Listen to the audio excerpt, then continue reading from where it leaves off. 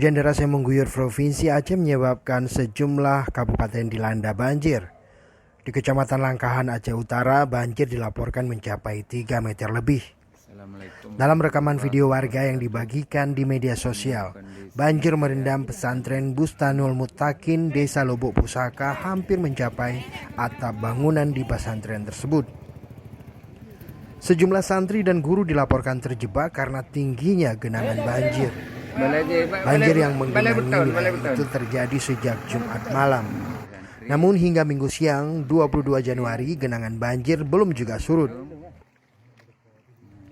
Selain melanda sejumlah desa di Kecamatan Langkahan, banjir di Aceh Utara juga merendam sejumlah desa di Kecamatan Matangkuli, Tanah Luas, dan Kecamatan Samudra.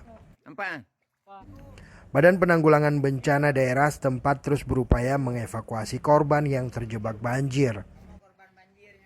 Sementara banjir yang melanda wilayah Kabupaten Pidie Jaya, dan Biren dilaporkan sejak Minggu pagi berangsur surut.